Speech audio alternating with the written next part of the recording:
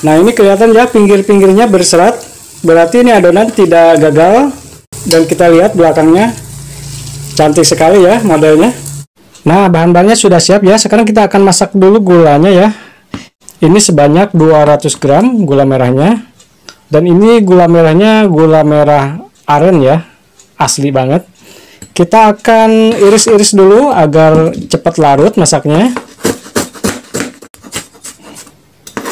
Kemudian kita tuangkan ke panci ya. Kemudian tuangkan air sebanyak 250 ml ya.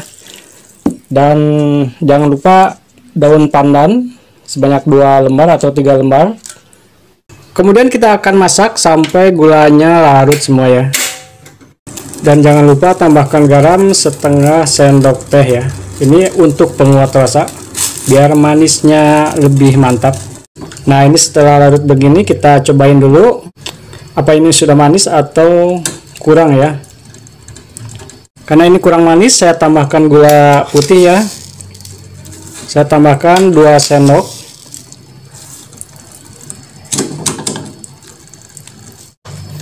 Kita larutkan lagi. Kemudian kita saring agar ampasnya tidak ke bawah ya. Biasanya di gula merah itu suka banyak ampas-ampasnya. Nah, setelah agak-agak hangat ya air gulanya, langsung aja kita akan bikin adonannya. Di sini ada tepung beras 125 gram ya. Kita tuangkan. Juga ada tepung terigu 100 gram aja. Dan kita tuangkan air gulanya secara bertahap ya.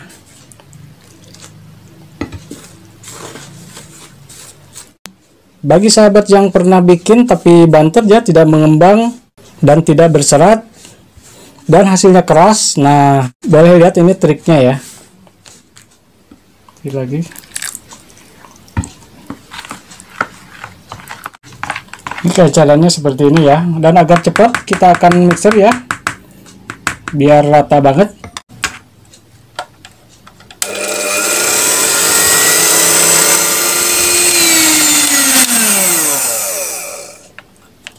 Oke, setelah ini kita biarkan selama 1 atau 2 jam ya, agar si tepungnya itu sempurna, bisa mengembang.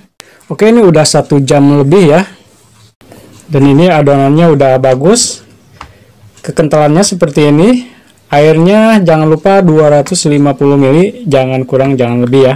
Oke, langsung aja kita coba masak ya. Dan saya sudah siapkan wajan kecil seperti ini. Dan ini wajan warisan ya dari leluhur. Hitam-hitam tapi bisa diandalkan. Ini harus dipanasin dulu pakai minyak agar tidak lengket ya. Setelah panas minyaknya dituang dulu dan diganti dengan minyak yang baru. Dan ini udah saya panaskan ya. Lalu kita tuangkan minyak baru secukupnya ya, jangan banyak-banyak. Kita panaskan dulu. Dan kita juga harus siapkan tusukan sate ya, untuk nanti nusuk-nusuk di tengahnya. Lalu kita takar dengan centong.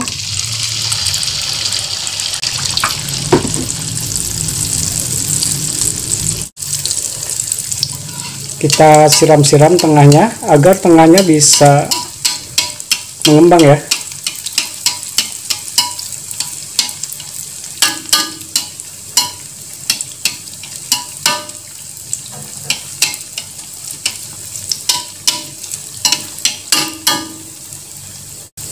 Dan kita juga bisa tusuk-tusuk agar dia matang ke dalamnya.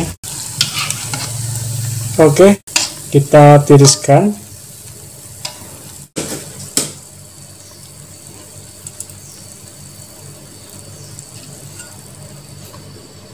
Biasanya kalau 2 kali ngegoreng kita tambahkan 1 sendok minyak ya, agar minyaknya tidak berkurang.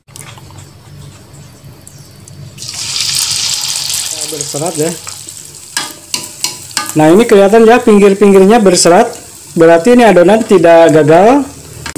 Dan kita lihat belakangnya, cantik sekali ya modelnya. Kita siram-siram terus agar cepat matang ke dalamnya. Oke, dari adonan tadi kita dapat 16 buah ya, mungkin tergantung takarannya juga. Dan hasilnya cantik banget ya, berserat seperti ini. dan empuk. Bismillahirrahmanirrahim. Rasanya kayak pakai santan ya, padahal enggak. Kata orang Sukabumi pelem. Pokoknya manisnya pas banget. Bagi yang suka video ini silahkan subscribe channel ini, like, dan silahkan share ya.